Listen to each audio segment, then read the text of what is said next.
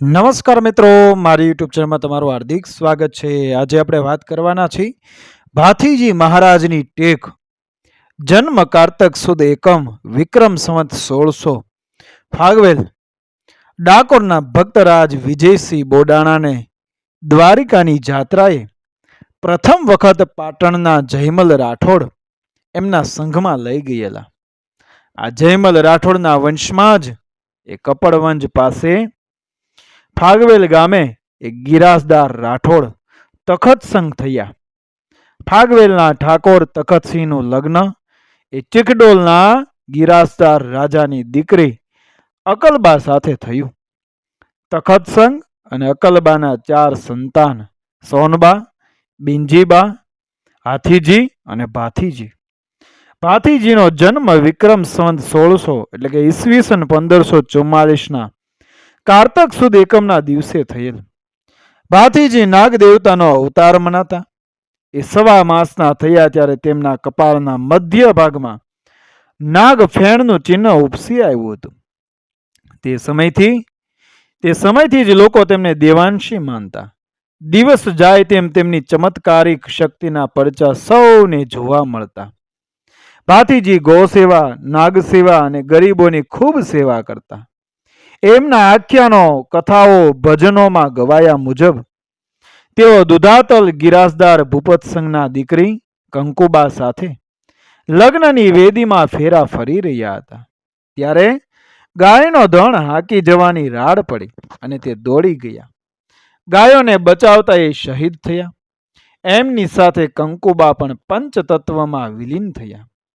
જનશ્રુતિ મુજબ જ્યારે અગ્નિદાહ દેવાયો ત્યારે ભાથીજીએ હાથીજીના અંગમાં પ્રવેશ કર્યો અને કહ્યું કે જેને નાગ કરડે તે બધા મારી બાધા રાખે અને મને યાદ કરે। જો નિમિત્ત કાળ નહીં હોય તો સાપ ઉતરશે। ગામે ગામ મારા સ્થાનક કરજો, તેના પર ધોળી ધજા ફરકાવજો।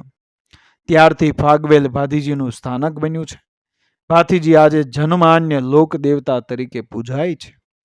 નાગ દેવતાના અવતાર સમા વીર ભાથીજી મહારાજના મંદિર ગુજરાતમાં ગામે ગામ જોવા મળે છે। મર્દાનગી અને સંસ્કૃતિનો રખેવાળ કહેવાય છે કે ભાથીજી નાનપણથી જ તેજસ્વી, નિડર, કરુણાશીલ અને લોકોના દુઃખોને જાણનારા હતા। તેમણે નાનપણથી જ પોતાના ગ્રાસની રૈયતની ચિંતા માથે લીધી હતી। લોકો તેમને લાડ કરતા। ભાથીજી નાગ દેવતાનો અવતાર મનાય છે। ભાથીજી સવા મહિનાના થયા ત્યારે તેમના કપાળ પર નાગની ફેણનું ચિહ્ન દેખાઈ આવેલું, ઉપસી આવેલું। આથી લોકો તેને કોઈ દેવતાએ પુરુષ માનવા લાગેલા। ભાથીજી ઉચ્ચ વર્ણના હોવા છતાં તેમણે કદી નાત જાતને ગણકારી નહોતી। એમણે એક હરિજન કન્યાને પોતાની સગી બહેનના રૂપમાં માની હતી અને તેમના બધા દુઃખો દૂર કરવાની અને કોઈ પણ સ્થિતિમાં તેમનું રક્ષણ કરવાની પ્રતિજ્ઞા લીધી હતી। આ જ વાત દર્શાવે છે કે ભાથીજીની ખાનદાની કેટલી મહાન હતી। ગૌરક્ષક, નાગરક્ષક અને ગરીબોના તારણહારની કીર્તિ ગાથા એ ભાથીજી આજીવન ગાયને માટે બધું કરી છૂટવાની ટેક લીધી હતી। તેઓ વીર હતા। તલવારની ધાર પર તેણે ગાય માતાની રક્ષા કરેલી અને ગો સેવા કરેલી। કોઈ ગાયને કનડે તો ભાથીજીની તલવાર એના માથે તોળાતી। એ ઉપરાંત તેમણે નાગને મારવાની પણ મનાઈ ફરમાવેલી। નાગને તે દેવતાનો અંશ માનતા।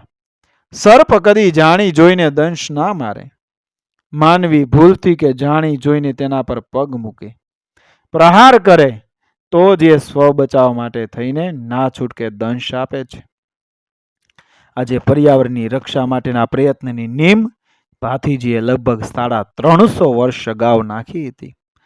સર્પને તે દેવતાએ રૂપ માનતા। સર્પદંશની મુસીબતના પણ તે તારણહાર હતા। ભાથીજી ગરીબોના બેલી હતા। તેઓ ગરીબ, નિસહાય લોકોની સાથે હંમેશા ખડે પગે ઊભા રહેતા। તેમની આ મહાનતાને લીધે જ તો લોકો આજે પણ તેમને પૂજે છે। દિવસે દિવસે ભાથીજી મહારાજની યશગાથા ગાવ ગાવના પંથ કાપતી। પવન વેગી સાંઢણીઓની જેમ એ જવા લાગી. લોકો એના મુખ દર્શન કરીને એ પોતાની જાતને એ ધન્ય ગણવા લાગ્યા.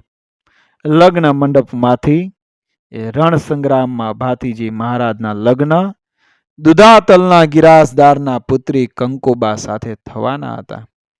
જાન માંડવે આવી ચૂકી હતી. ઢોલ વાગી રહેલા.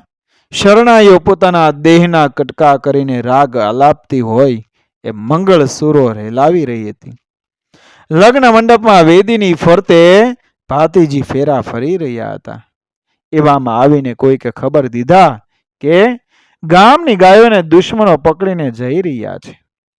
થઈ રહ્યું પલ પહેલા શૃંગાર રસમાં દીપતો આ નરબંકો આંખના પલકારામાં વીર રસથી કાળ ઝાળ કાલ ભૈરવ બની ગયો. ઘોડી માથે પલાણ નાખીને ત્વરિત દુશ્મનોને આંબી પડ્યા. માટી થાજોની હાકલ કરી અને તલવારો વીંજાવા લાગી. ઘણાના ઢીમ ઢાળતી એ ભાતીજી રાઠોડની નાંગણી સમાન તલવાર વીંજાવા લાગી. એવામાં પાછળથી કોઈકે ઘા કર્યો. અનેક જીવનો તારણહારા નરસવીર પડ્યો. પણ ગાયોને તેમણે લઈ જવા ન દીધી. તેમની ચિતા પર કંકુબા પણ સતી થયા. ભાતીજીનું માથું ખોળામાં લઈને આ આર્યન મણી બળી હજી જેમનો પૂરો પરિચય નહોતો એવા નરવીરને લઈને ભર યુવાનીમાં સતી થનાર કંકુબા જેવી સતીત્વને એ અમર રાખતી આર્ય નારીઓને લીધે જ તો આજે ધર્મ સંસ્કૃતિ બચી છે. મર્યા પછીની માનવતા કહેવાય છે કે ભાથીજી મહારાજને જ્યારે અગ્નિદાહ દીવાયો ત્યારે તેમણે તેમના ભાઈ હાથીજીના દેહમાં પ્રવેશ કર્યો અને કહેલું કે લોકોને કહેજો કે જેને સાપ કરડે તે બધા મારી માનતા રાખી મને યાદ કરે. જો બનવા કાળ નહીં હોય તો સર્પો દંશ ઉતરી જશે. અને આમ જ થાય છે. એ તો 100% સત્ય છે. અનેક લોકો સર્પદંશમાંથી મુક્તિ પામે છે. જીવત દાન પામે છે. શ્રદ્ધાનો વિષય હોય તો પુરાવાની શી જરૂર. હાથીજીએ ભાથીજીના અવતાર કાર્યમાં સહયોગ આપ્યો. તેમને પણ લોકો દેવતા અંશ માનતા. તેમના દર્શન માટે આતુર બનતા. આજે હાથીજીની પણ એ પૂજા થાય છે. આજે પણ અમર આજે ગામે ગામ ભાથીજીના મંદિરો ડેરીઓ આવેલ છે. લોકો ભક્તિભાવપૂર્વક હાથીજીને શીશ નમાવે છે. ફાગવેલમાં ભાથીજી મહારાજનું ભવ્ય મંદિર આવેલ છે. અહીં ભાથીજીના પ્રાગટ્ય દિવસે એટલે કે બેસતા વર્ષને દિવસે એ મેળો ભરાય છે. ભાથીજીના દર્શનાર્થે એ માનવ મહેરામણ ઉમટે છે.